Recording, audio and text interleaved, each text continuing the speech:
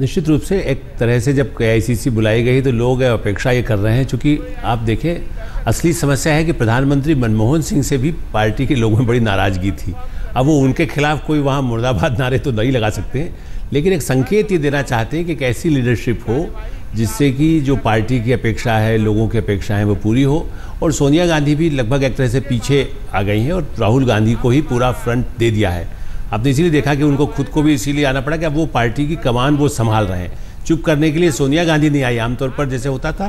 कि पार्टी के अध्यक्ष कहते थे कि भाई अब ये इसके बाद रुक जाइए, या महासचिव कहते थे,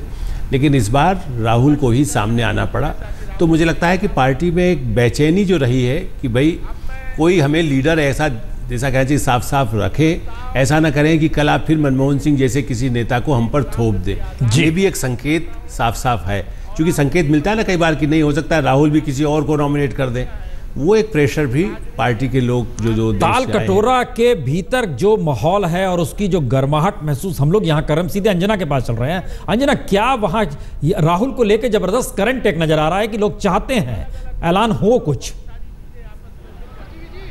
बिल्कुल प्रसून, जो कार्यकर्ता दूर दूर से आए हैं वो चाहते हैं कि यहाँ आए हैं तो कुछ लेकर जाएं, और इसीलिए जबरदस्त तरीके से नारेबाजी शुरू हुई। ठीक उसी तरह की जिस तरह की हम पहले देखते थे नरेंद्र मोदी के नाम पर बीजेपी की कार्यकारिणी में, वही हुआ। यहाँ पर लगभग पूरे आप तालकटोरा स्टेडियम के अंदर तालियां बजने लगी, नारेबाजी होने लगी, और बीच बीच में जैसे उफान पर जैसे एक वेव की तरह ये आता है, लहर की तरह, और सब एक साथ चिल्लाने लगते हैं राहुल गांधी। तो उसको पूरी तरह से इग्नोर करना मुमकिन नहीं हो पाया, और तब जनार्दन द्विवेदी सामने आए, राहुल गांधी उठकर आए और उन्होंने कहा। तो ये साफ है जो कार्यकर्ता यहाँ पर आया प्रसून वो जानता है कि जब वापस जाएगा तो क्या बोलेगा लोगों को, कहा जाएगा आपके राहुल गांधी तो तैयार ही नहीं हुए, वो तो क्या पीछे हट गए, क्या नरेंद्र मोदी इधर अरविंद केजरीवाल बड़े बड़े दिखने लगे तो उन्होंने ये जिम्मेदारी स्वीकार नहीं की। तो उसके पास एक जवाब होना चाहिए। वो जवाब जो वो कार्यकर्ता जो बहुत दूर से यहाँ पर पहुंचा है अपनी जनता को क्या देगा, उसकी वजह से शायद ये गर्माहट, ये लहर, ये पुकार, ये नारेबाजी राहुल गांधी के नाम की यहाँ पर देखी जा रही है। प्रसून जी, दल्ली जी, जो बात राहुल गांधी ने कही कि मैं कहूंगा, अपने दिल की बात या कार्यकर्ताओं के दिल की बात, क्या लगा? अपने दिल की बात। मुझे लगता है कि कार्यकर्ता तो जैसे अभी अंजना ने भी कहा, आप भी कह रहे थे, ओम कह रहे थे कि देखिए ये चाहता है कार्यकर्ता कि हमारे हाथ में भी एक लीडर हो, प्रधानमंत्री पद पर कोई उम्मीदवारी किसी की हो तो हम भी जाके खम ठोक के कह पाएंगे। लेकिन ये राहुल गांधी की जो अपने दिल की बात है वो मुझे लगता है कि कांग्रेस प्रेसिडेंट अध्यक्ष और उनकी मां ने कल कह दी है, और वो काफ़ी सूझबूझ की बात है, क्योंकि जो अभी इस वक्त तो बह सकते हैं, इस वक्त करीबन शायद 3000 होंगे, 3-4 हज़ार कार्यकर्ता जुटे होंगे तालकटोरा स्टेडियम में, 3000, लेकिन ये तो 120 करोड़ का देश है जिसमें 80 करोड़ के करीबन वोटर्स हैं। तो वहाँ पर वो क्या सोच रहे हैं इस वक्त, और इस परिप्रेक्ष्य में क्या राहुल गांधी को अगली कतार में खड़ा कर देना क्या सूझबूझ की बात होगी, या कि कल जो जैसे कहा उनकी मां ने कि ये कैंपेन चलाएंगे, ये पूरा का पूरा जो कि चुनावी प्रकरण है इनके हाथ में रहेगा। तो ऐसा लगता है। लेकिन एक बात इसमें ज़रूर मुझे भी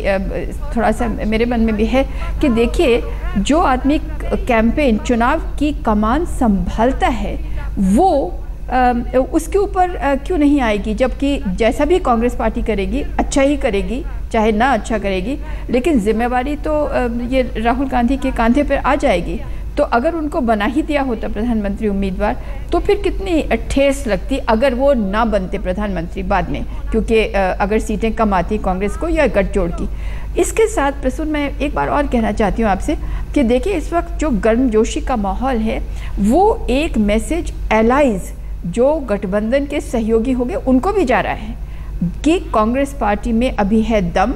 और आ गए हैं, हम लोग जुट गए हैं यहाँ पर, हम लोग एक विशाल अपना प्रदर्शन कर रहे हैं कि हम में गर्मजोशी भी है, उत्साह भी है और एक लीडर को घर ले जाने की बात भी है। तो ये एलाइज के लिए भी एक मैसेज है। आलोक जी, हम एक चीज़ और देख पा रहे हैं, 2009 में जो AICC की बैठक हुई थी वो हमारे जहन में आ रही है। उस वक्त नारे इस रूप में नहीं लगे थे, उस वक्त मनमोहन सिंह को लेकर नारे लगे थे, सोनिया गांधी को लेकर नारे लगे थे, राहुल गांधी को लेकर एक भी नारा इस रूप में नहीं लगा था। राहुल गांधी को लेकर नारा लगने का मतलब क्या है कि मौजूदा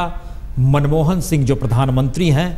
इनके खिलाफ भी एक आक्रोश है, क्योंकि कहीं ना कहीं यूपीए 2 को लेकर ही एक सवाल उलझा है और कांग्रेस लगातार नीचे जा रही है। और जिसका जिक्र नलिनी सिंह जी ने किया कि यूपीए में बाकी जो गठबंधन उनको मैसेज देने की कोशिश है, लेकिन ये सारे मैसेज अब गांधी परिवार के ऊपर आकर नहीं टिक गए हैं। आलोक जी, पुण्य प्रसून जी, असल में हुआ ये है कि कांग्रेस, जैसा मैं अभी पहले भी कह रहा था, कई सेशंस हम लोगों ने देखे हैं उस इंदिरा गांधी एरा वाली कांग्रेस यदि माने आप, चूँकि अभी भी कांग्रेस आई लिखते थे, अब कम हो गया, लेकिन उसमें ये परंपरा थी कि कांग्रेस के सेशन में लोग इंदिरा गांधी के मुंह पर भी आलोचना करते थे कि ये काम नहीं हुआ।